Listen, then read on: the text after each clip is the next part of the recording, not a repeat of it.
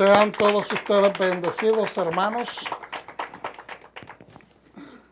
Bienvenidos a Raíces de la Fe. Soy Gabriel Galán, pastor de Raíces de la Fe acá en Irving, Texas. Shabbat Shalom, familia. Es un gran privilegio poder estar con ustedes conectados a través de este medio, ya sea en redes sociales o en video, en YouTube. Y hermanos, bienvenidos también. Ustedes son parte de este motor, ¿ok?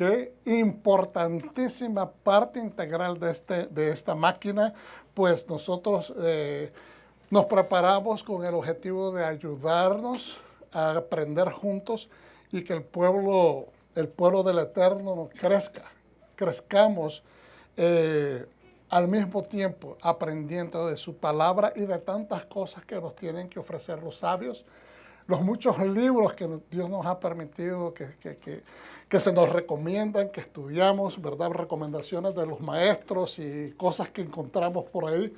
Pero es un gran privilegio poder hacer esto que hacemos. Estudiar para enseñar la palabra, la instrucción del Eterno. Un aplauso. Y esta vez es para nuestro Padre Celestial. Bienvenidos nuevamente. En esta tarde estaremos estudiando dos porciones. Bejar y Bejucotai. Diga conmigo, Bejar. Ese es en el monte o sobre el monte. Y Bejucotai, diga conmigo, en mis estatutos. Bejucotai. Bejucotai. En mis estatutos. Y el subtítulo que hemos buscado para esta enseñanza, y creo que le cae muy certeramente, es ¿de qué está hecho el amor o lealtad de Hashem? ¿De qué está hecho el amor?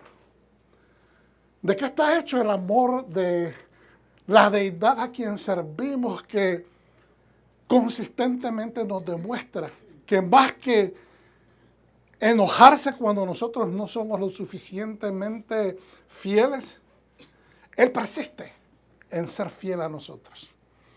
Él persiste en ser amable, en ser paciente, en darnos esperanza. Él trae corrección. Él trae justicia. Él sabe que si nosotros somos culpables, Él no nos puede cantar el veredicto de ser justo. Él nos va a traer justicia, pero trae la esperanza también del perdón, del amor, de la misericordia. Entonces, ¿de qué está hecho este amor? ¿De qué está hecha esta lealtad que se nos manifiesta a nosotros? Que realmente, como lo hemos aprendido, y es real, porque eso es parte integral en nuestra fe. No la merecemos, hermano. No la merecemos.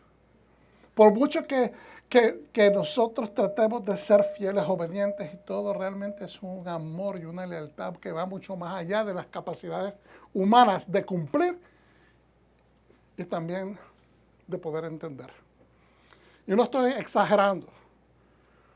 El amor de Yeshua, su mérito, su sacrificio, la sangre que Él derramó por beneficiarnos a nosotros para establecer un pacto con el Padre, es una de las herencias más poderosas, más incalculables de toda la creación.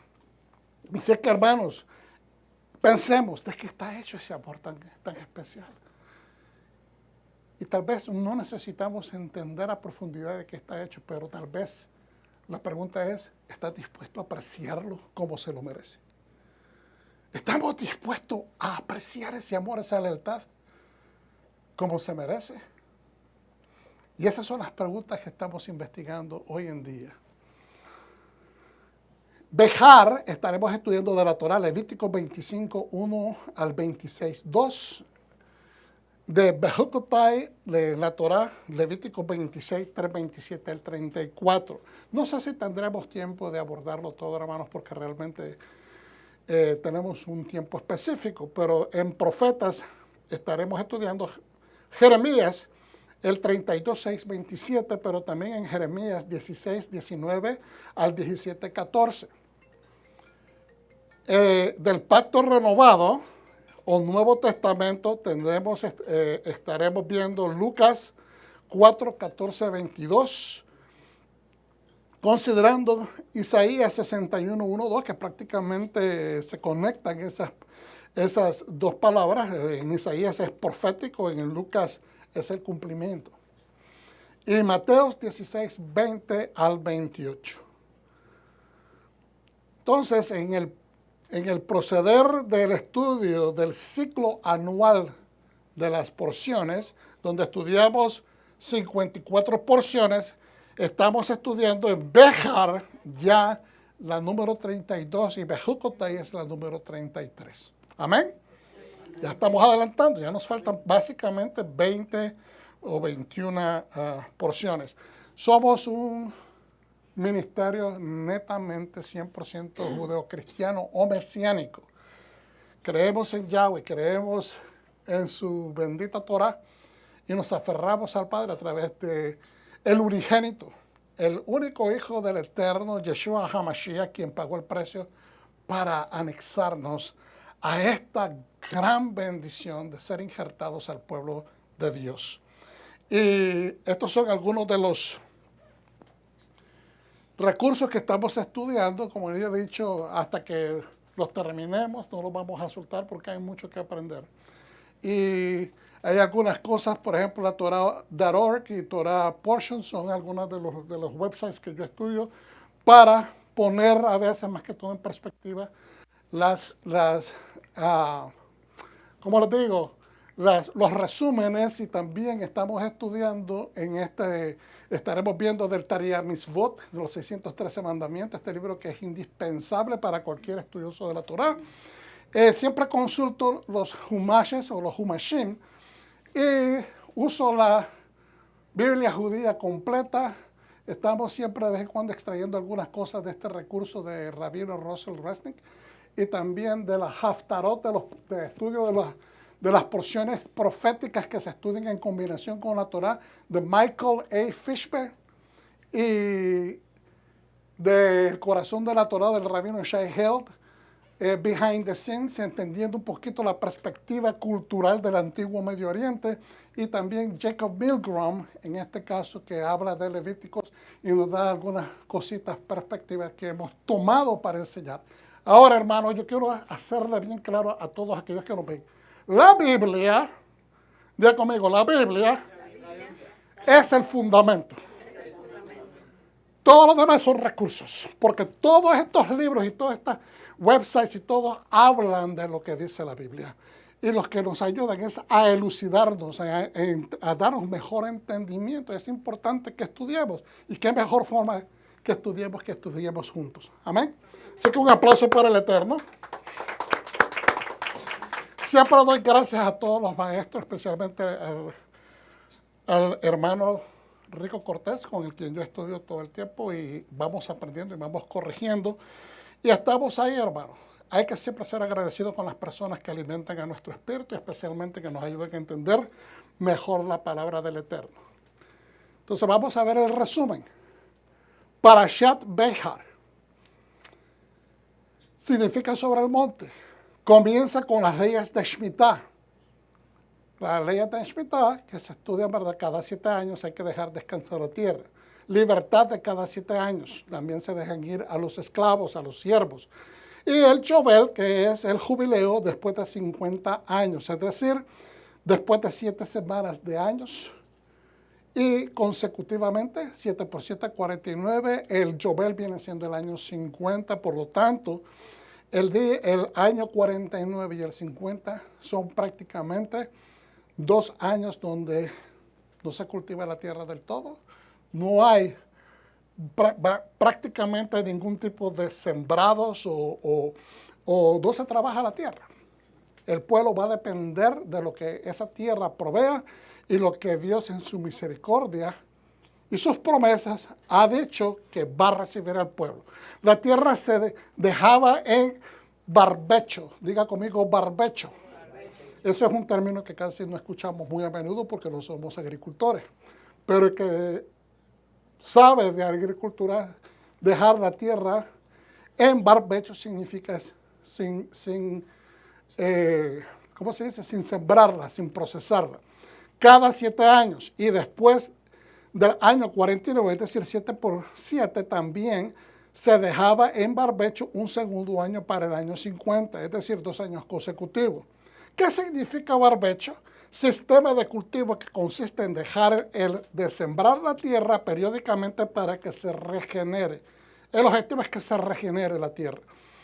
Hashem, Dios, promete en Levítico 25, 21 y 22 que Él proveerá para la nación independientemente de que la tierra esté en barbecho.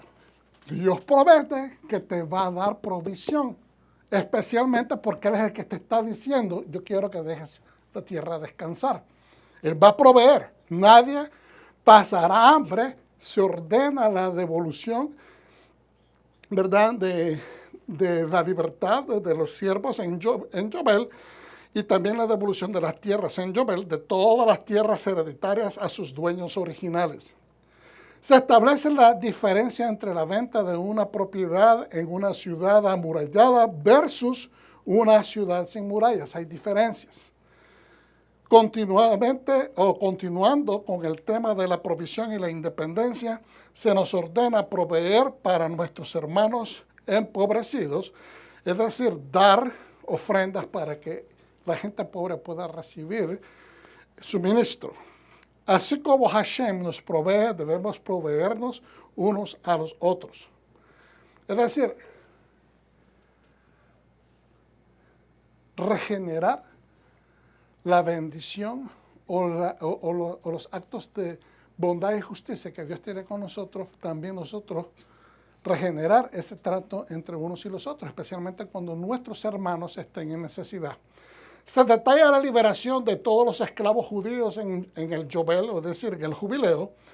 La Torah analiza la rendición de un esclavo judío, de un propietario no judío, y la fórmula de cuánto pagar al amo no judío. Es decir, se establece cuánto tiempo esta persona va a rendir como siervo y se establecen precios basados en cuánto tiempo esa persona va a estar sirviendo hacia el cumplimiento del año de liberación o el año Shemitah o el año del jubileo. Al comenzar a leer la Parashat de Jukotai, los versos iniciales describen los maravillosos éxitos que le esperan a la nación siempre y cuando sigan los mitzvot, sigan los mandamientos de Hashem. Van a ser maravillosos beneficios. En la Parashat de Jukotai hay un tojeje, diga conmigo tojeje, o que es una reprimenda, o me han escuchado decir tojahat, que es también una corrección. Un tojeje, una reprimenda, tojajá, una corrección. Es una larga descripción de terribles castigos que le esperan si la nación no sigue la Torah. Se asemeja bastante a lo que se dice en los capítulos 27 y 28 de Deuteronomio, donde se hablan de las bendiciones y las maldiciones. Y yo, como siempre les he dicho, es bien simple explicarlo. Las bendiciones cuando obedecemos, las maldiciones es falta de obediencia. Es costumbre que el Baal Coré, el lector,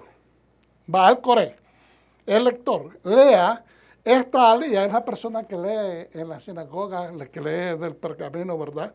La persona que le toca leer, es llamado a leer esta alía, esta sección de la parashá, más rápido y en voz más baja que el resto de la parashá. ¿Por qué se hace eso? Porque yo sé que no es que nadie no quiera escuchar las consecuencias negativas de desobedecer. Pero es una forma cultural, de una cultura interna del reino, cultura interna dentro del culto a Dios, que nos deja percibir de que tal vez al mal paso, a las malas cosas hay que darle un paso más rápido. Es decir, es una llamada, es una llamada de atención para que las personas se den cuenta que eso, sí es cierto, nadie quiere saber de consecuencias negativas, pero nos llama la atención para que seamos obedientes. Nos deja saber, aquí pongamos atención, Es necesario que obedezcamos para que no nos sobrevengan estas cosas. Se enumeran los precios establecidos para las dotaciones de valor individual o de un animal. Yo sé que este tipo de cosas suenan bien raros en nuestros tiempos porque nadie habla de esclavitud, pero estamos hablando del contexto de la Torá hace 3.500 años. ¿Y por qué relevancia tiene que nosotros aprendamos estas cosas? Porque lo que queremos demostrar es que Dios, aún en un sistema tan diferente, que ya no aplica en nuestros tiempos, aunque hay gente que todavía esclaviza a gente en muchas partes del mundo, no significa que esos son los valores que la mayor parte del mundo ha adoptado. Hemos evolucionado, somos gente más consciente, pero en comparación, en la antigüedad, Dios era un Dios que le dijo al pueblo: yo quiero que ustedes practiquen justicia y bondad. No se maltrate a la persona que se hace siervo tuyo o que compras como siervo, no lo maltrates así como lo hacen las otras naciones, porque yo soy Dios justo.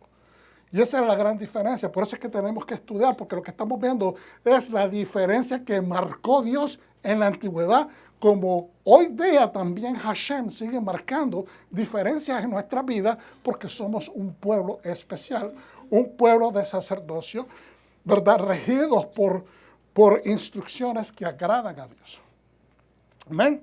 Y por un comportamiento que es obediente a la voluntad de Dios.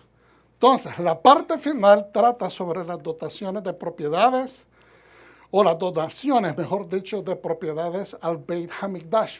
Cuando una persona dona algo a Dios, eso inmediatamente pasa a tener un peso de santidad o de consagración a Dios, y entonces es especial. No se puede decir: oh, ¿sabe qué? Sacerdote, necesito pedirle que me devuelva el animalito que traje porque estoy en aprietos económicos. Eso no se podía hacer. ¿Ve? Porque lo que se consagra a Dios es consagrado a Dios. Es nada más un ejemplo así al aire. Entonces, siempre yo les digo, yo voy a darle una escritura direccional para que nos enfoquemos hacia dónde vamos con la enseñanza. 1 Corintios 7, 21 al 24. ¿Eras esclavo cuando te llamaron? ¿Eran ustedes esclavos cuando nos llamó el Señor al servicio, a reconocerle, a juramentar que íbamos a seguir su pacto? No, ¿verdad que no? Bueno, no dejes que te moleste. Aunque si puedes ganar tu libertad, aprovecha la oportunidad.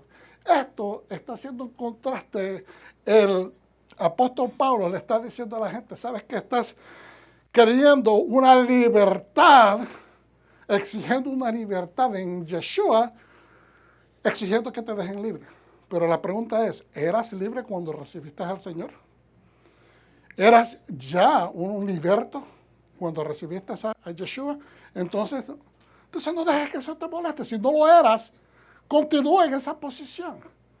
No dejes que eso te moleste, aunque si puedes ganar tu libertad, aprovecha la oportunidad. Aprovéchala. Porque el que era esclavo cuando fue llamado liberto es. Porque el que era esclavo cuando fue llamado liberto es del Señor. Aunque estés todavía en esa, le está diciendo, estamos hablando 2000 años atrás, le está diciendo a la persona que está en esa situación, que es un esclavo en una casa, ¿ok? Es un siervo en una casa. Cuando tú dices, porque el que era esclavo cuando fue llamado liberto es del Señor. Aunque estés en esclavitud sirviendo, debes de saber que para Dios tú eres una persona libre. ¿Okay? Asimismo, el que era hombre libre cuando fue llamado es esclavo del Mesías. Pero aunque tú eras libre, en el momento que recibes al Mesías, ahora ¿quién es tu amo? Tú no tenías amo, creciste en libertad toda la vida, tenías el gran privilegio de ser un liberto toda la vida, pero ahora en el momento que juras convenio con el Dios del universo a través de Yeshua, entonces pasas a ser esclavo de Yeshua. Porque yo explicaba, creo que fue ayer o la vez pasada, cuando decimos Adonai, estamos diciendo mi amo. Si lo vamos literalmente, Adón es Señor. Y mi amo, mi Señor, mi amo. Entonces eso es exactamente lo que él está diciendo. Te tienes que regir por lo que tu amo desea. Porque si tú no estás haciendo lo que tu amo pide de ti, estás en desobediencia. Amén. Habéis sido comprados por precio. El precio ya nosotros lo entendemos y sabemos. Así que no os hagáis esclavos de otros seres humanos.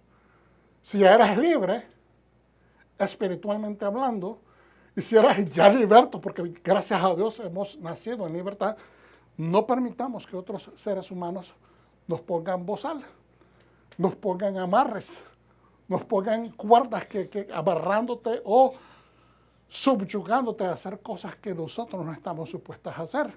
Hermanos, que cada uno permanezca con Dios en la condición en que fue llamado. Y esto se puede aplicar en muchas diferentes esferas.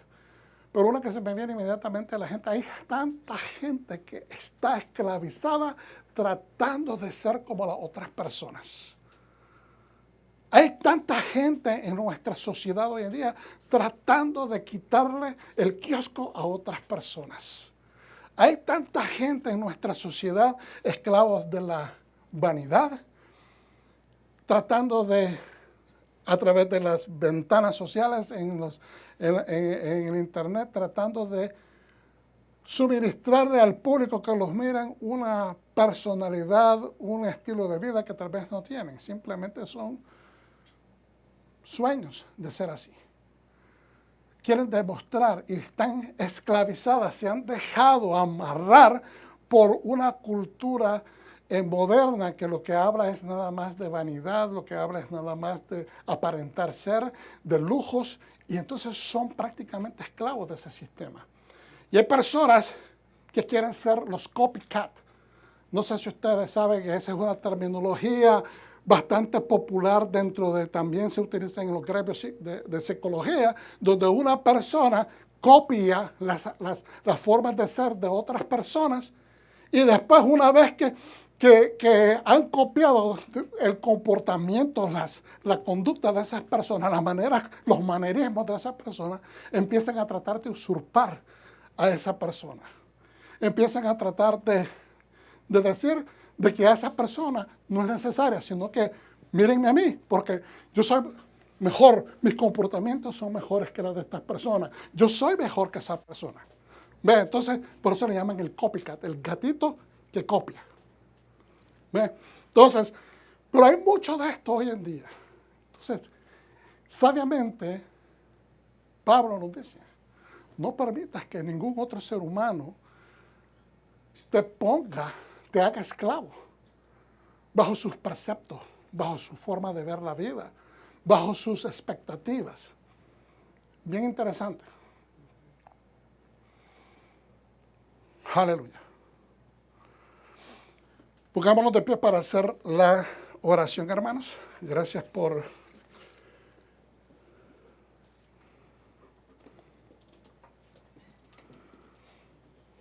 Berejuk et Adonai hamevogah. Baruch atah Adonai Eloheinu melech haolam, asher bahar banu mikol ha'amin, ונתן לנו את תורתו. Amén. Bendecido es Yahweh y bendito es Él. Bendito eres Adonai, nuestro Elohim, Rey del universo, quien nos escogió entre las naciones y nos instruyó con su Torah. Amén. Pueden sentarse, hermano. Ok.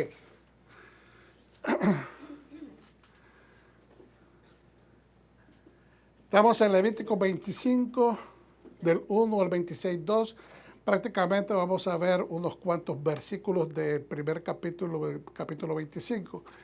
Adonai le habló a Moshe en el monte Sinaí. Él dijo, dile a la gente de Israel, cuando entren a la tierra, es cuando entren a la tierra, es condicional, es cuando entren a la tierra. Que les estoy dando, la tierra misma observará un descanso de Shabbat para Adonai. ¿Para quién es este descanso? Obviamente es para la tierra, pero es dedicado a Dios. Es dedicado al Rey del universo, quien es el que está estableciendo la estructura del mandamiento. 6 años sembrarás tu campo, 6 años podarás tus vides y recogerás su producto. Hace un rato hablábamos, ¿verdad? Antes de comenzar, 6 días tienes para hacer lo que te da la gana. Puedes trabajar, puedes pasear, puedes hacer hobbies, puedes hacer todo. Pero el séptimo es dado a Adonai. Estamos hablando del punto de vista del Shabbat, pero aquí también miramos el Shabbat, porque está hablando de 6 años y el séptimo año es un Shabbat de años. Perdón, una semana de años. Entonces, pero el séptimo año será un Shabbat de completo. ¿Es a media? No es durante el tiempo que a mí me gusta, no, de completo. Pero el séptimo año será un Shabbat de completo descanso para la tierra, un Shabbat para Adonai. No sembrarás tu campo, no sembrarás tu campo, un mandamiento. Ni podarás tus vides, 2 mandamientos. Estos mandamientos los vamos a ver en un momento, pero yo los puse acá. Es un mandamiento prohibitivo, el número 326 y el número 327.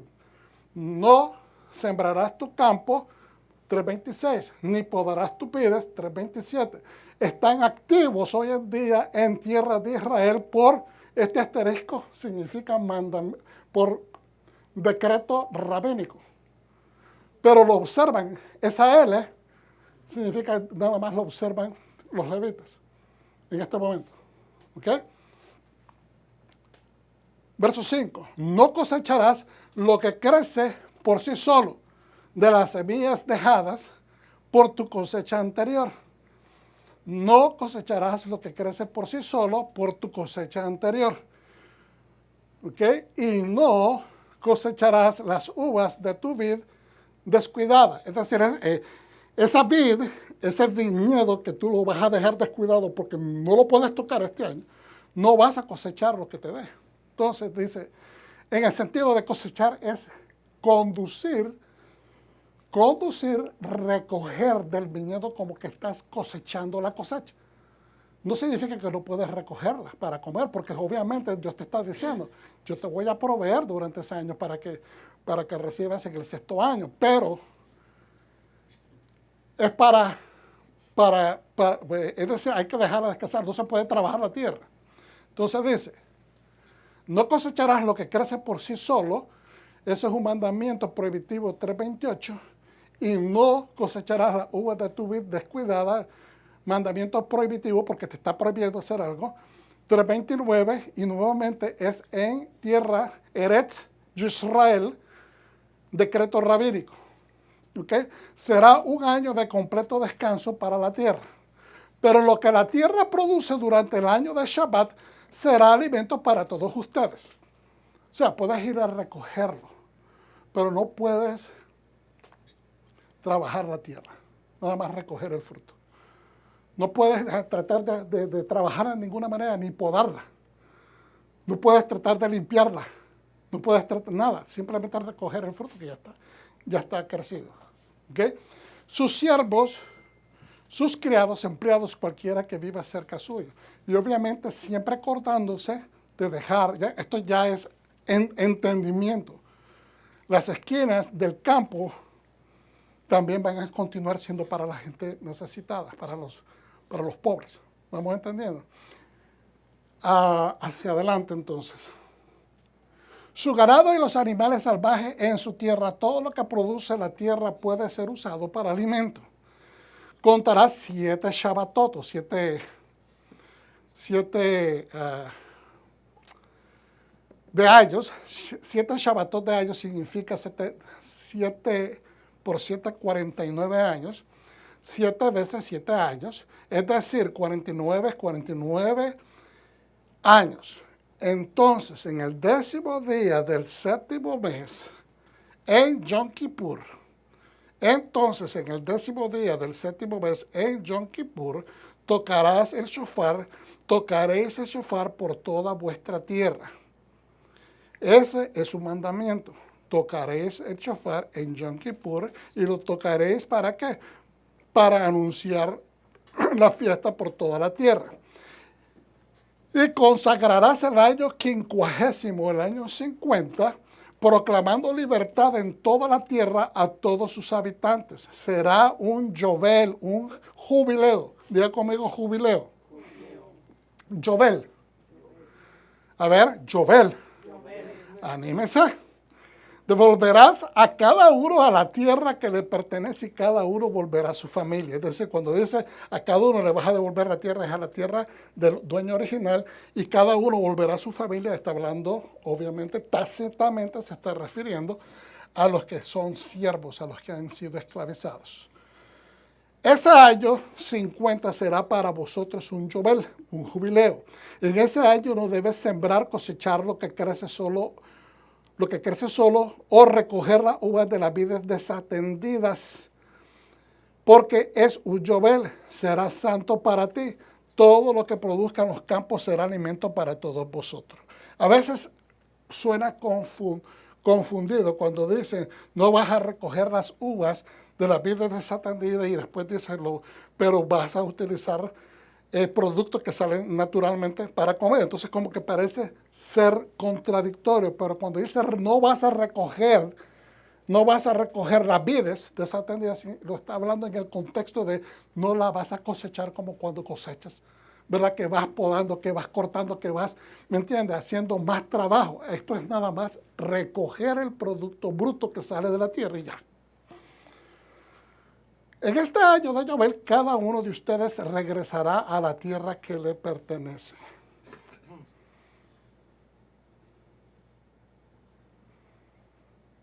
Verso 14, hermanos. Si vendes algo a tu prójimo o le compras algo, ninguno de los dos debe explotar al otro. No debe de mentirse el uno al otro, como estudiábamos ayer con el Midrash. ¿Ok? No se deben engañar uno al otro. Somos gente de pacto. Entre gente de pacto no podemos tener esas actitudes. Ni el uno aumentarle al precio, ni el otro aprovecharse como comprador, aprovecharse tal vez de la ignorancia del vendedor tampoco. Más bien tendrá en cuenta el número de años después del Yobel. Se tiene que tomar en cuenta los años que quedan en productividad que le quedan hacia el Yobel. ¿Cuántos años de producción? Obviamente excluyendo los años del Shabbat, como lo explicamos anoche. Dice, más bien tendrás en cuenta el número de años después del Yobel cuando compras tierra de tu vecino y él te venderá de acuerdo con el número de años en que crecerá. Es decir, los años de productividad que quedan hacia el Yobel. Si el número de años restantes es grande, subirás el precio. Si quedan pocos años, lo rebajaréis. Porque lo que realmente te está vendiendo es la cantidad de cosechas a producir. ¿Estamos entendiendo? Así que no os aprovechéis unos a otros, sino que tendréis temor de vuestro Dios. Pongamos atención cada vez que dice, sino que tendréis temor de vuestro Dios, significa Dios está viéndonos. Dios está de juez. Tengamos temor a Él, porque yo soy Adonai tu Dios. Más bien, deben guardar mis normas y decretos y actuar en consecuencia. Adoptar esta cultura de reino, adoptar esta cultura de obediencia y entender que hay consecuencias para lo uno o para lo otro, dependiendo si obedecemos o desobedecemos. Si lo haces, vivirás seguro en la tierra. La tierra dará su producto, comeréis hasta que tengáis suficiente y viviréis allí seguros. Esa es la garantía que Dios da, que viviremos seguros. Ahora, yo creo que traje este pedacito el año pasado, o posiblemente fue el año pasado, o el antepasado, perdón. Esto lo tomé del Humash Gutnick, que es hasídico. Y dice, los sabios dicen, y esto es Maimónides en su obra La Guía para los Perplejos en el 339, dice, una de las razones para implementar el año sabático, hermanos, es permitirle a la tierra descansar un año. Eso lo entendemos ya. Y así, si descansa, el segundo efecto es que así ensanchará su fertilidad. ¿Estamos entendiendo? Vamos a dejar a descansar para que cuando volvamos a reiniciar el proceso de siembra y cosecha, la tierra dé mejor producto, dé más producto. Yo creo de que muchas veces nos concentramos en el año de pérdidas. En el mundo moderno la gente, ay, pero ¿cómo va a ser posible? Ok, en este momento esto no está activo en Israel, más como ya le expliqué en los círculos levitas. Pero realmente hace sentido. Eso hasta dentro de nuestra propia existencia hace sentido. Usted descansa un día a la semana o tal vez descansa dos. El sábado lo entregamos al culto a nuestro Señor, pero tal vez el domingo, si usted no trabaja el día de descanso, usted se repone. Cuando usted va a trabajar el lunes, se levanta con más ganas de ir a trabajar. Que si le dicen, vamos a trabajar otra vez el viernes. ¿Me está entendiendo? Ya el viernes usted está cansado, está de salida, quiere ya ir a descansar. Entonces, hace sentido. Somos más productivos cuando hemos descansado, pues normalmente la tierra es igual. De aquí le sigue que después del 6º año consecutivo de agricultura intensa, la tierra está en su punto de fertilidad más débil. Por tanto, la Torah promete que la tierra va a proveer productos que serán suficientes por los próximos 3 años. Y uno dice, espérate, no eran 2, no, son 3. Porque cuando lo dejas descansar, tienes ahora que al siguiente año, el 7º año, lo estás dejando descansar. Ahora cuando empieza la próxima semana de años, empiezas a plantar. Pero tú no vas a recibir inmediatamente cosecha, sino que tienes que esperar el tiempo para que recibas la cosecha. Entonces prácticamente son 3 años. Y tiene que darte la tierra en el 6º año el producto suficiente para que tú puedas mantenerte por esos próximos 3 años. Entonces, vuelve y dice, por lo tanto, la Torah promete que la tierra va a proveer productos que serán suficientes por los próximos 3 años. En lo natural, el 6º año es el menos fértil, en lo natural. Perdón. Por lo tanto, suena irracional. Y requiere que el creyente acepte una autoridad que es mayor que él, más alta que su entendimiento mortal. Entonces es ahí donde la fe en lo que Dios ha dicho toma vitalidad y tiene que tomar vitalidad, pero hermano, porque es la fe la que vence al mundo. Es la fe nuestra la que vence al mundo. Es creer en lo que Dios ha dicho. No es que yo creo. La gente a veces dice, yo tengo fe. ¿Pero fe en qué? ¿Qué tienes? ¿En lo que dice Dios o estás creyendo en tu fe? Tienes que tener fe en lo que ha dicho Hashem. Porque es el que puede dar promesas y cumplir las promesas. Nosotros lo único que tenemos que hacer es ejercer, creerle a él. El Talmud en Sanedrín 97a dice, compara el 6º año de agricultura, el 6º milenio de este mundo. Estamos en el 6º milenio. Estamos a punto de terminar el milenio. Cuando llega Yeshua y establezca su reino, empieza el 7º milenio, que es el Shabbat. Entonces, aleluya. ¿Cuántos dicen amén a eso? Aleluya. Yo quiero que el Mesías venga. Claro, apláudalo. Claro que sí. Él lo merece. Y el año sabático es el 7º milenio, cuando nuestra redención haya finalmente llegado. Como los israelitas sufrieron por una recesión espiritual gradual, ellos no se volvieron desobedientes inmediatamente, fue gradualmente que eso fue aumentando. Y a través de todas las generaciones nos pasa también a nosotros. Hace un rato hablábamos, cuando empecé, antes de entrar a la cámara, de cómo se ha descompuesto. Está en un proceso de descomposición la naturaleza humana de todos los tipos, en todos los aspectos. Y suena negativo decirlo. Mentalmente la sociedad no sabe quiénes son. Tienen una lucha con su propia identidad. De la manera de cómo tratarse, la violencia se los está, y perdonen el uso de esta palabra, se los está hartando. Al mundo que no conoce a Dios, que no tiene el Espíritu de Dios, se los está comiendo. Porque se están matando horriblemente. Hablábamos de que los niños ya no se pelean, se dan sus trompadas y ya se fueron para su casa. Ahora llevan pistolas y se matan entre sí. Gente que no puede medir cómo detener a otro ciudadano que está haciendo mal y terminen matando a la persona. O sea, tratamos de parar la injusticia, pero tenemos que calibrar de qué manera vamos a aplicar el nivel de justicia que queremos ver. Yo quiero aplicar el nivel de justicia que permita todavía la vida. Porque eso es lo que quiere Dios. El que quita vida y da vida es Dios. Y tenemos que ser bien claros en eso. Si mi manera de arreglar, si el veredicto que yo voy a utilizar para toda injusticia en la sociedad es matar al criminal, entonces matar, ¿cuál es la opción del arrepentimiento que le podemos dar a esa persona? Tenemos que ser claros.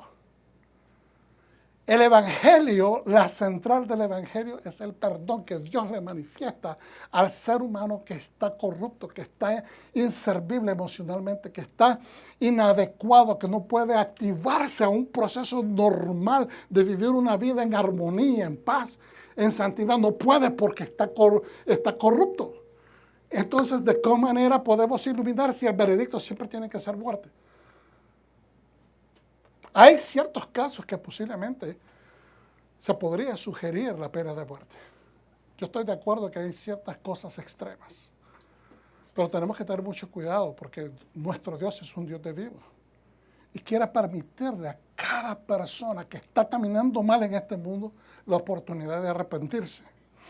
Ahora, en el Talmud decíamos, Sanedrín 27, nos explica en verdad los sabios de que hay una manera gradual que las personas van, en cada generación, se van descomponiendo, van perdiendo.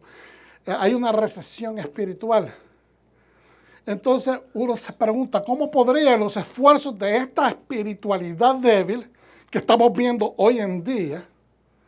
La gente solamente quiere aplicar espiritualidad cuando reciben ellos el dolor. Cuando ellos son las víctimas del atropello. Pero, y no estoy siendo, ¿cómo se dice? Demasiado crítico, es la verdad. Pero cuando las personas no están siendo los receptáculos del maltrato, entonces cuando otra persona hace, dicen, se lo merece. Entonces tenemos esta ambigüedad de pensamiento. No podemos, el espiritual, la persona, el mundo espiritual, nosotros que somos gente espiritual, no nos podemos regir de esa manera. Amén, hermanos.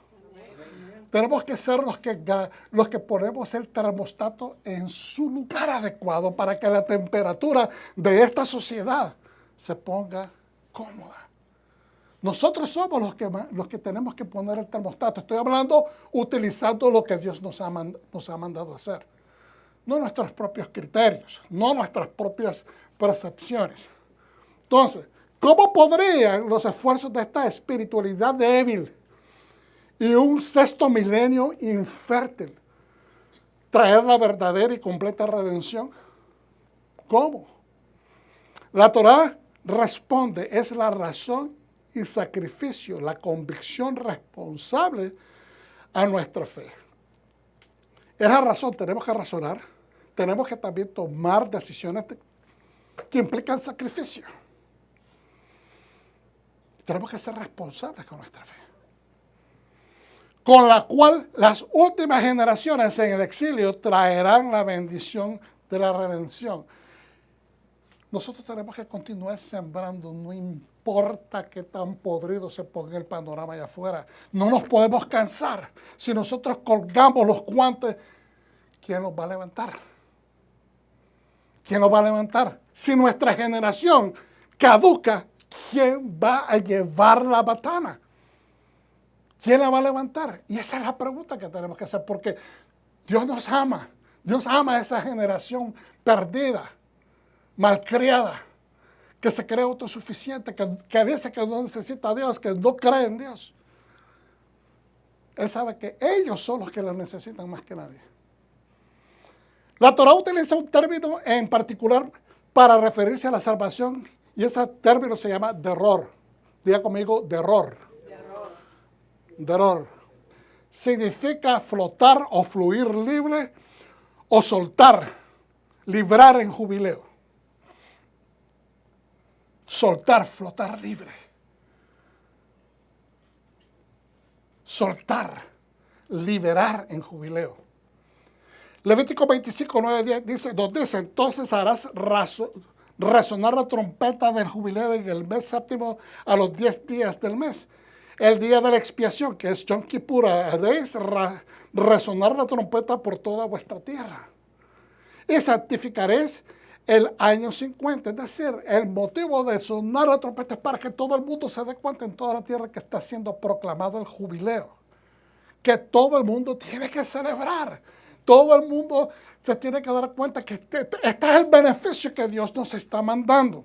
Es para todos, no es para unos sí, para otros no. Es el acto más grande de justicia social que Dios ha hecho sobre la tierra.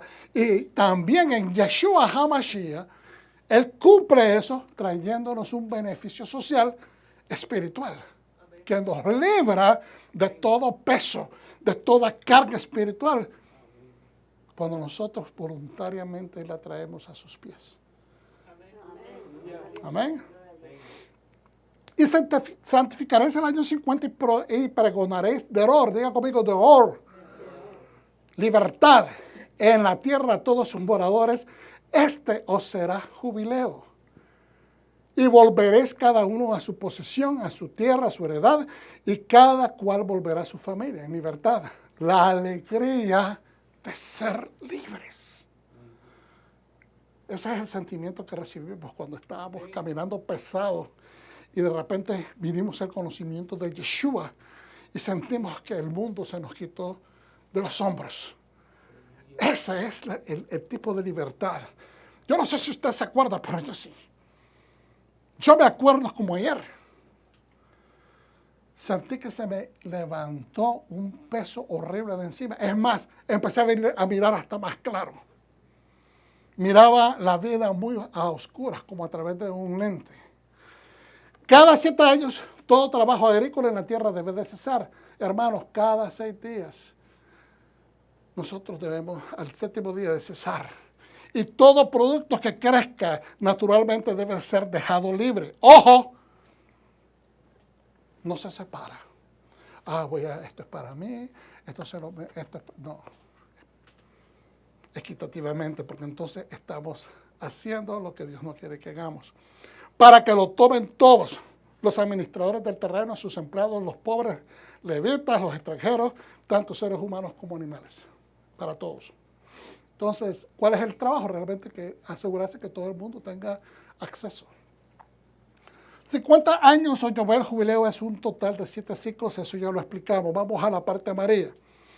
Una explicación para establecer este sistema era para procurar mantener las propiedades dentro de sus tribus. Eso lo hablamos y lo enseñamos ayer. Dios no quería que hubieran gente adueñándose en diferentes partes del reino de propiedades. Porque eso crea un sistema de élites. No es que a Dios no le gusta la libre empresa. No es que a Dios no le gusta de que haya ganancias en los negocios. No, eso no está diciendo.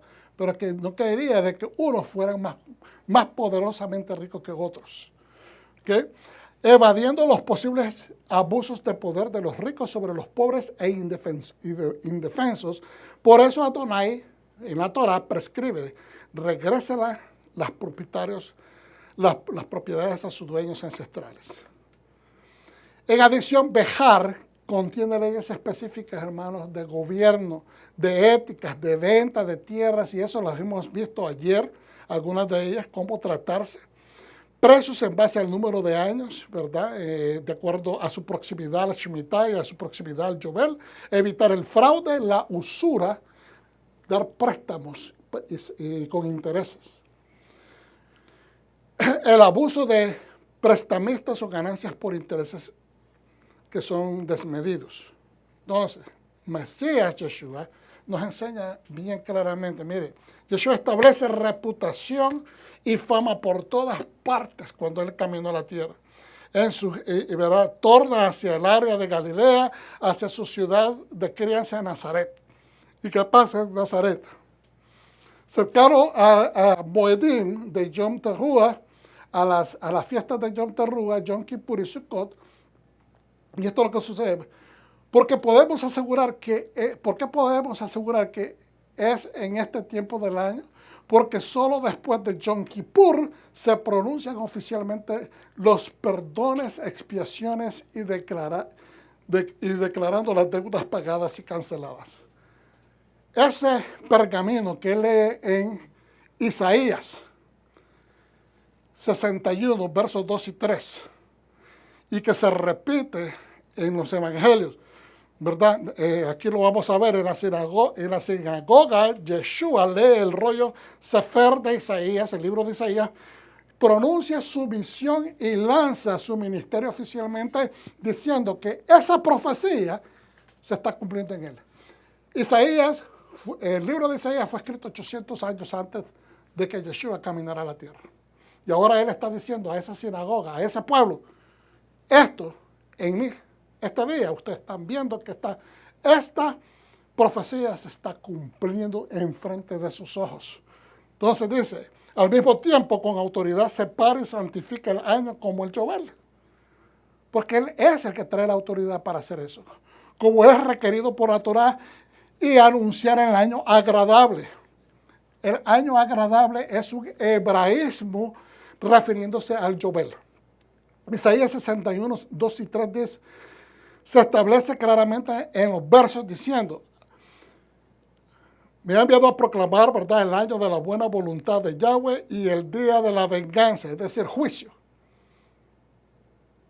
El día de la venganza es el día de juicio, o Yom Kippur, del Dios nuestro, y a consolar a todos los enlutados, a ordenar que a los afligidos de Sión se les dé gloria en lugar de cenizas, óleo de gozo en lugar de luto, manto de alegría en lugar de espíritu angustiado, y serán llamados árboles de justicia, plantío de Yahweh para gloria suya. Dios encuentra al pueblo israelita exasperadamente frustrante en un momento, hermano, de la historia, porque él mira, como hablamos, que venía degradándose en desobediencia. Y Dios muchas veces a través de la Torah establece que Él está molesto, que está desilusionado. Él va prescribiendo a través de toda la Torah leyes, poco a poco. Pero hay siempre una situación cuando el pueblo entra en desobediencia. Entonces hay desilusión. Y entonces, permítame utilizar ese tipo de palabras, porque yo sé que Dios es Dios. ¿Toma por sorpresa a Dios nuestra desobediencia? No. ¿Sabe Dios que vamos a faltar? ¡Claro! Pero muchas personas no quieren atribuir sentimientos a Dios. Y entonces, si somos a imagen y semejanza de Él. Cuando Dios dice, me enojan, me han llenado de ira. Cuando dice, me satisface. Cuando dice el Señor, cuando el Señor habla acerca de estar agradado. Todas esas son formas que nosotros utilizamos también en nuestra forma de expresarnos. Entonces, es desilusionante. Porque lo llevan a la ira. Porque persisten en la rebeldía. Son muchas de las expresiones utilizadas en la Tanakh o en el Antiguo Testamento para describir al pueblo de Israel. Entonces, cuando Yeshua llega, el pueblo ha venido degradándose. ¿Por qué? Hicieron un esfuerzo grande al regresar de Babilonia, pero venían ya con muchas influencias babilónicas. Entonces, hacen el esfuerzo, hacen reformas sociales, inclusive divorciándose de las mujeres babilónicas y las mandan de regreso con todo y hijos para recasarse con mujeres judías, para reiniciar nuevamente el pueblo judío que se restablezca en la tierra de Israel. Pero ¿qué pasa inmediatamente después de Babilonia? vienen, ¿cómo se dice? Viene la conquista de Alejandro el Grande, después vienen los griegos y después llegan los romanos. Entonces, una sucesión sobre la otra. Y entonces todas estas influencias empiezan a traer, a embargar al pueblo. ¿Por qué? Porque en muchas de esas situaciones no lo dejaban efectuar su culto a Dios. ¿Me está entendiendo? Entonces empieza a crear abismos culturales, abismos espirituales, influencia. Es más, la influencia de Grecia llegó hasta el punto de completamente parar de que ellos pudieran ejercer el culto a Dios en el templo. Les confiscaron el templo. Les prohibieron ejercer reuniones en las sinagogas. Entonces, todas estas cosas vienen a traer lagunas en los comportamientos, en la conducta normal, en sus procesos de poder dar un culto limpio al Señor. Entonces, Yeshua aparece en medio de todo eso. Por eso es que la misma profecía en Isaías, en capítulo creo que es 9 o 6, que habla de que el pueblo que se miró en gran oscuridad recibieron una gran luz. La luz fue magnánima, la luz fue grande, la luz fue tan grande que le llamó la atención al pueblo romano, a todo el mundo, a los gentiles, a los griegos, pero a los de su gremio les causó temor. A los de su gremio les causó envidia. A los de su gremio no lo pudieron discernir. Porque estaban, por eso mismo, había una decadencia espiritual, no lo pudieron percibir. ¿Cómo no vas a percibir al Mesías? Nos puede pasar a todos nosotros. Cuando dejamos caer los brazos, empezamos a dejar caer los brazos de no atender el Shabbat, empezamos a dejar de caer, de no observar las fiestas solemnes, empezamos entonces después a decaer, a no ir a los servicios normalmente. ¿Por qué? Porque decidimos en un momento bajar los brazos en una, después los bajamos en la segunda, los bajamos en la tercera y de repente perdimos el ritmo. Hashem sueña con vivir entre un pueblo que será fiel. Yo le pregunto a cada uno de nosotros, me pregunto a mí también, ¿queremos vivir en medio de gente que sea infiel? Aún siendo la familia. Que es duro reconocer cuando hay estas situaciones familiares. Pero ¿queremos vivir en medio de un pueblo infiel? Absolutamente no, pues el Santo de los Santos no quiere vivir en medio de un pueblo infiel. Que servirá solo para traer hastío, para traer ira. Él quiere vivir en un pueblo que sea fiel y que sea fiel solamente a Él. Que lo amen. Que la existencia de estas personas reconozcan que el eje de su vida es Dios. Y que son gente que van a construir una sociedad donde va a prevalecer la justicia y la decencia. La justicia que tanto nos hace falta hoy y la decencia porque se ha perdido. La gente no sabe lo que es decencia. Hermano, la gente, como les decía hace un rato, un predicador, le agarraron la Biblia, se la tiraron al suelo y empezaron a patear como que si era fútbol, una pelota de fútbol. Así como está la gente.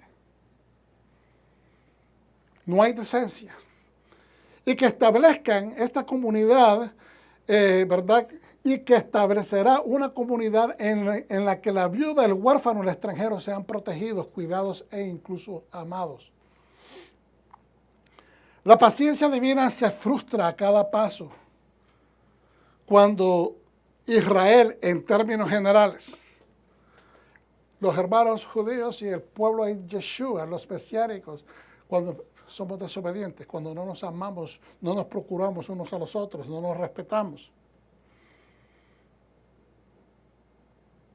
Al leer los profetas, uno se pregunta con frecuencia si la alianza entre Dios e Israel finalmente va a llegar a su fin. ¿Por qué, hermanos? Porque toda relación que sufre tensiones, desavenencias de falta de lealtad. Lealtad es un gran problema, no hay lealtad de parte del pueblo. Entonces, estaba a punto de terminar, pero nunca sucede. ¿Pero por qué es que nunca sucede? El pueblo, Dios le dice, si ustedes no obedecen, esto les va a pasar y yo los voy a sacar a todas las naciones, les va a pasar el juicio sobre juicio. Pero al final el Señor tiene más misericordia que juicio. Sí trae juicio, sí va a pasarle la cuenta, pero va a traer el plan de restauración. Entonces,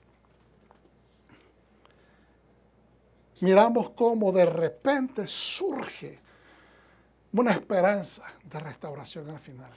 Entonces la pregunta es, el mensaje de estos textos es claro. A pesar del enojo de Adonai, Dios no abandonará a su pueblo.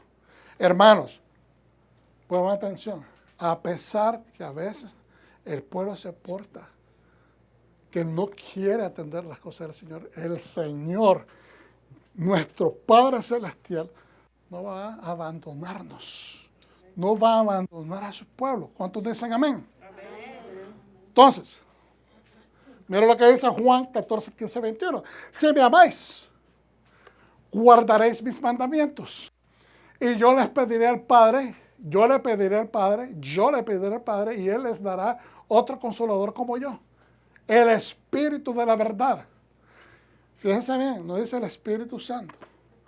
Es el mismo. Pero está hablando con uno de los atributos del Espíritu, que es traer verdad. Y la verdad establece justicia. La verdad es la que establece la justicia, el balance, la santidad, porque solamente en la verdad es que todas estas cosas se mueven. El Espíritu de verdad para que esté con ustedes para siempre. Para un momentito, de vez en cuando yo me sienta bien, cuando yo me sienta animado, no, para siempre. El mundo no puede recibirlo. No podemos esperar que el mundo nos manifieste justicia porque no la tienen, no la conocen, no la perciben, no la ven. Porque no lo ve ni lo conoce. ¿Estamos viendo? Lo conocéis porque está con vosotros y se unirá a vosotros. Por eso es que conocemos la diferencia entre lo que es el Espíritu de Dios y lo que el mundo hace. Amén. Porque nosotros lo podemos ver. Que hay una diferencia, una diferente calidad de justicia dentro de nuestros corazones y nuestra mente. Dentro de poco, 18, no os dejaré huérfanos, vendré a vosotros. No los voy a dejar solos. O sea, en calidad de que voy a dejarlos nada más con este consolador. No es que sea menos el consolador. Pero está diciendo, no es que los voy a dejar huérfanos. Yeshua, nuestro Redentor, es el que está pronunciando estas palabras. Él dice, yo no os voy a dejar huérfanos. ¿Cuándo pasa que una persona se vuelve huérfano? Cuando los dos padres mueren. Padre y madre mueren. ¿Por qué estoy utilizando esta fórmula de Yeshua? ¿Porque Él es el Padre? No. No, eso nos han enseñado. Porque Él es el mensajero real. Te está hablando como que si fuera el Padre, aleluya. Él te está diciendo, esto es oficial, es real, es de calidad real. Yo les estoy dejando saber que soy el portavoz de la voluntad de mi Padre. No os dejaré huérfanos, vendré a vosotros. Dentro de poco el mundo ya no me verá, pero me verá porque yo vivo, vosotros también viviréis. Porque yo vivo, vosotros también viviréis. Cuando llegue ese día, sabréis que estoy unido a mi Padre. ¿Se da cuenta? Cuando llegue ese día va a ser la confirmación que yo era el portador de la voz real, el que se me dio el sello para poder representar a mi Padre con todos los títulos, con toda la autoridad necesaria. ¿Okay? Cuando llegue ese día sabréis que estoy unido a mi Padre y vosotros a mí y yo a vosotros. Porque hay este vínculo que se llama el Consolador. Eso es lo que nos ha sellado y sabemos que pertenecemos a Yeshua HaMashiach. Un aplauso, aleluya. El que tiene mis mandamientos y los guarda es el que me ama. Y el que me ama, que guarda mis mandamientos, será amado por mi Padre. Y yo le amaré y me manifestaré a él. Ahora, acuérdense de aquí en adelante, cada vez que ustedes escuchen de parte de Yeshua, de parte de Dios, hablar de amarnos y de amar, aplíquenle automáticamente lealtad. Amor es lealtad.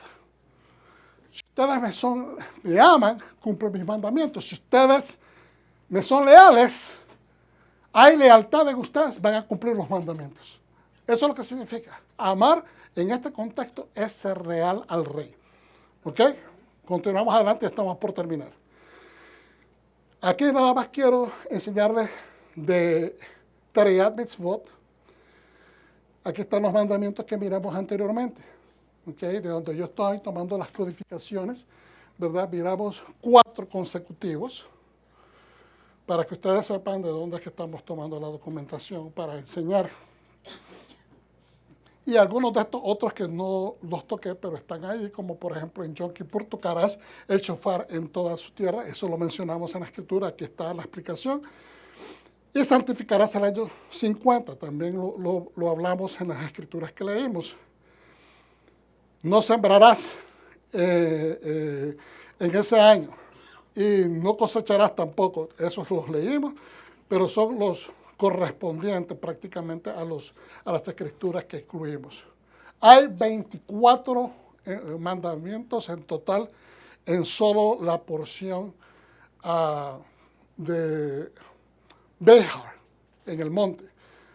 Están 17 que son prohibitivos y 7 que son performativos, es decir, que se deben de hacer. Okay. Entonces, entender es aprender, y en este caso es algo fundamental que nosotros tenemos que hacer. Tenemos que entender para aprender. Por eso es que muchas veces yo les digo, ¿me están entendiendo? Porque yo necesito saber que si ustedes entienden, entonces aprenden. Y si ustedes aprenden, entonces van a obedecer. Y no estoy tratando de hablarles como niños, estoy hablando que es un proceso normal. Hay una taxonomía dentro de la enseñanza y aprendizaje que nosotros tenemos que entender, ¿verdad? Si entendemos, aprendemos. Y si aprendemos, memorizamos. Y si memorizamos, vamos a poner en práctica lo que memorizamos. Bien, entonces, y en este caso es algo fundamental y potencialmente transformador sobre el Dios al que nosotros adoramos. Es conocer su esencia. Hermanos, es transformador. ¿Cuántos están de acuerdo conmigo que conocer a Hashem es transformador? Amén. Levítico 26 dice, contiene una extensa lista de bendiciones y maldiciones condicionales. Ahora yo les hago una pregunta y quiero que sean honestos. ¿Ustedes obedecen a Hashem por las bendiciones o simplemente porque tienen miedo de las maldiciones? No es una trick question, no es una pregunta de ¿cómo se dice? Trick. No, ¿cómo se dice? Trampa. No. Pero nos hace pensar, ¿verdad? Que cuando la ponemos en ese contexto. Ustedes, nosotros, vamos a incluirnos. Nosotros obedecemos a Hashem por las bendiciones o porque simplemente le tenemos miedo a las maldiciones. Yo primeramente le soy honesto, yo le sirvo a Hashem porque amo a Dios. Yo amo a Dios. Amén. Y sé que en obediencia Él me ha dado más bendiciones de las que yo puedo contar. Amén. Pero soy honesto también. Es terrible estar en maldición. Yo no quiero eso para mí. Pero primeramente mi primer pensamiento es que yo quiero amar a Dios siempre. No por lo que Él me dé. Es porque Él es Dios. Amén. Y solo ahí hay mucho que agradecer. Entonces, es que, ok, hermano, déjenme decirle esto. Yo sé que ustedes aman a Dios y que ustedes entienden lo que yo les estoy diciendo.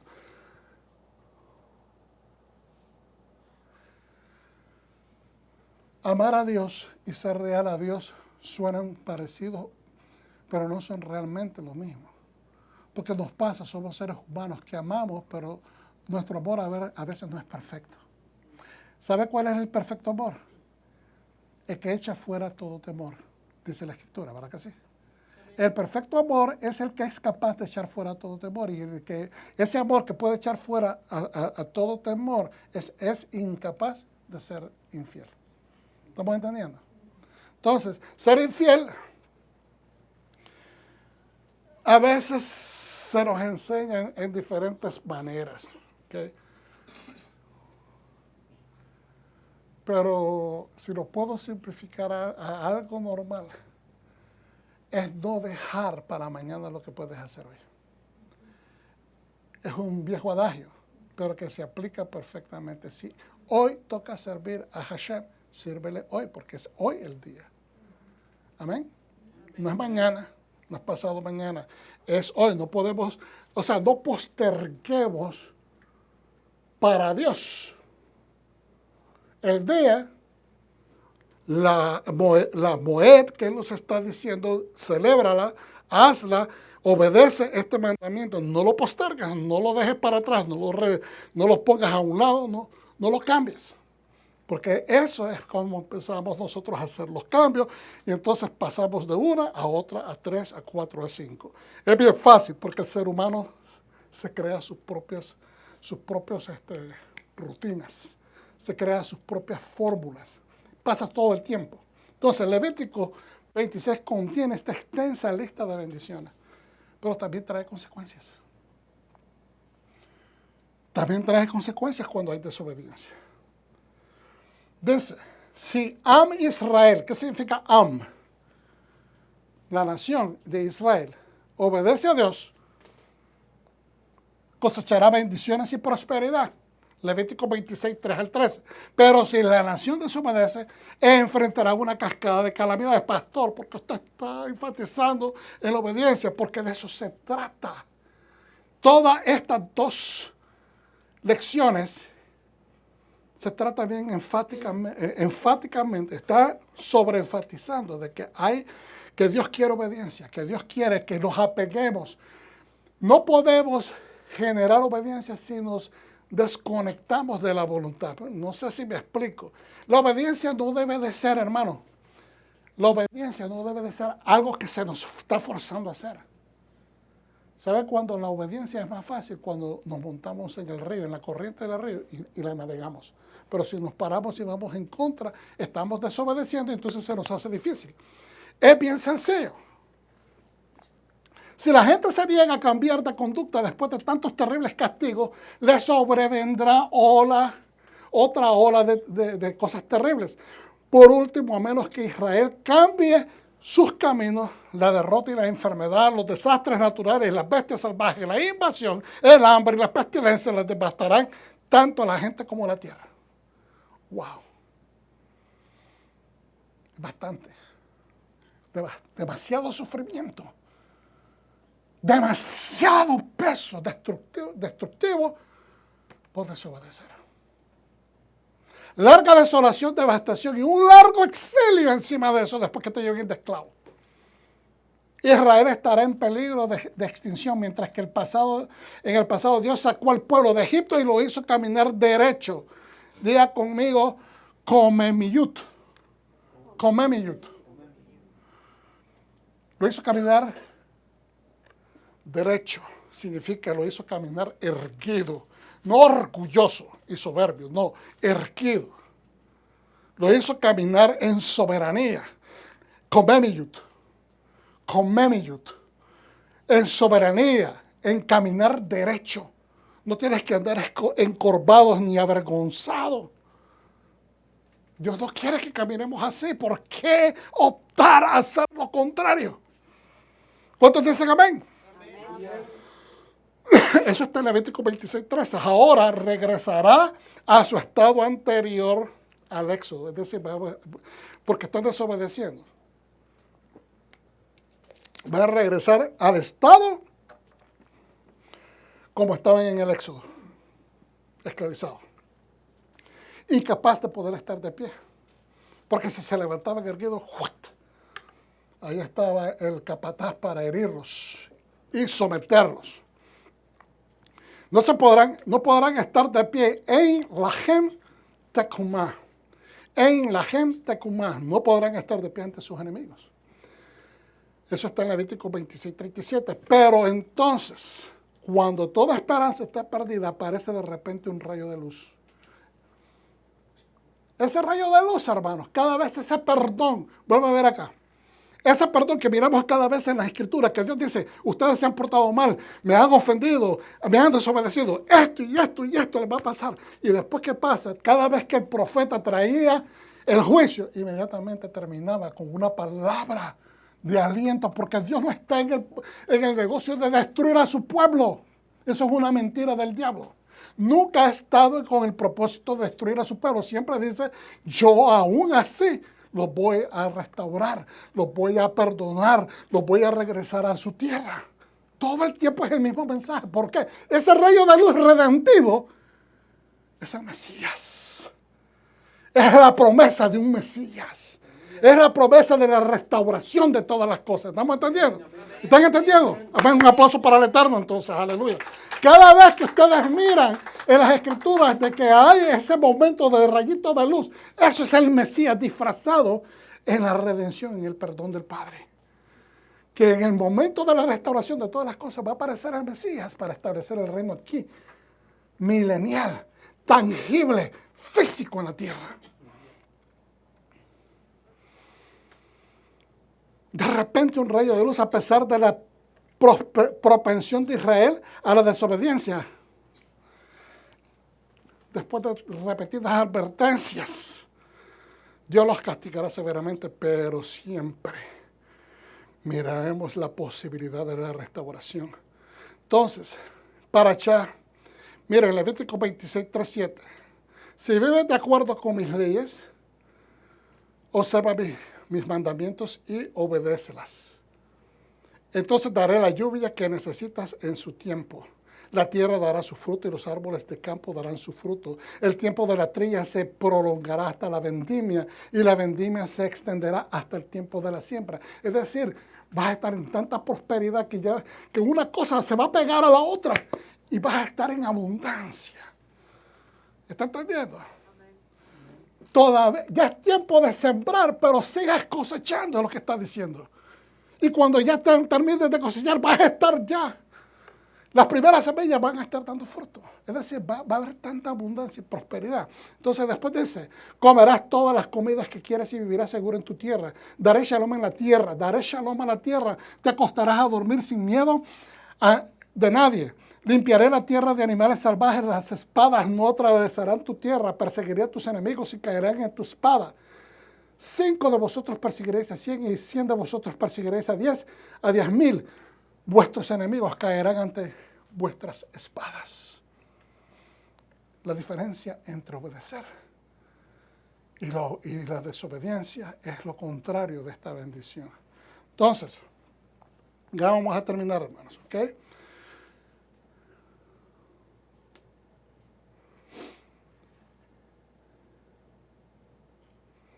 Es como miramos en esta diapositiva. En la antigüedad, inclusive se manifiesta esto en Apocalipsis, que dice el Señor, yo te voy a dar una piedra blanca. Eso es simbólico de que uno recibía perdón. Y te voy a dar una piedra blanca con un nombre nuevo.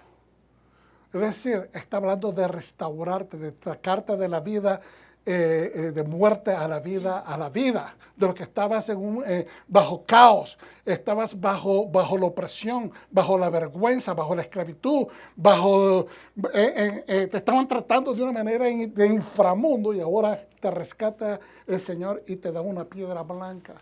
Te estoy restaurando a vida, te estoy dando un nuevo nombre. Entonces, también, si no mal recuerdo, algunos en la antigüedad habían estos, ¿cómo se dice?, competidores, estos titanes que se llevaban peleas, estas peleas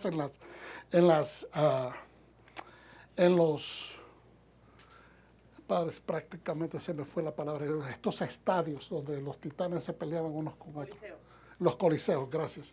Y entonces se les daban unos reconocimientos a ellos que inclusive les permitían ir y comer en restaurantes, lugares donde se preparaban todas estas fiestas para las personas y entonces se les entregaban esos reconocimientos. Ellos tenían la autoridad de poder recibir. Entonces Dios, cuando nosotros recibimos, cuando dice en Apocalipsis que el Señor nos va a dar una piedra blanca si obedecemos, si seguimos sus estatutos, nos está dando una nueva vida con la autoridad de poder ejercer, recibir. Es decir, tenemos abierto las bendiciones del Padre. Las tenemos a nuestra disposición a través de Él. Entonces, y en este caso, pues miren, dice, yo te perdono. No hay un nombre en específico, pero me pareció simbólico poder hacer esta conexión. El perdón de Dios trae con él la bendición de poder recibir de parte del Eterno, pero también trae responsabilidades. Y las responsabilidades es que nosotros podamos administrar las bendiciones que nos da. Poderlas administrar con responsabilidad, con rectitud, con justicia, porque ese es el fundamento del trono de Dios, la justicia y la rectitud. La justicia y la rectitud. Entonces, es importante, hermanos, que nosotros entendamos que tenemos grandes privilegios en el Eterno, grandes privilegios con Mashiach, Yeshua, ¿okay? Pero que nosotros también estamos en el monte y sobre el monte estamos en la presencia. Para mí eso es lo que me viene a la mente cuando yo estudio la parashá y digo, en el monte estamos en la presencia, porque cuando estaba Moshe en el monte, estaba ante la presencia del Eterno. ¿Me están entendiendo? Entonces, me quiere decir de que Dios quiere que yo camine en presencia de Él, que me mantenga en el monte, que no me baje de Él. ¿Ok? También se entiende, bueno, vamos a dejarlo allí. Hay mucho que compartir todavía, hermanos, pero lo vamos a dejar subsecuentemente en la semana para que nosotros podamos elaborar un poquito más en estos pensamientos. Padre Santo, te doy gracias, te bendecimos y te glorificamos. Y te damos gracias por esta palabra. Que la reciban los espíritus, que la puedan aplicar, que somos portadores del terror, de la libertad que hemos recibido en Yeshua HaMashiach, porque Él es el jubileo. Él representa el jubileo eterno. Te damos gracias por permitirnos alcanzar tanto beneficio, Señor. Y yo les pregunto a mis hermanos, ¿lo reciben, pueblo de Dios? Amén. Entonces, nos despedimos también de ustedes, hermanos, que nos verán por las redes sociales. Shalom. Bendiciones a todos.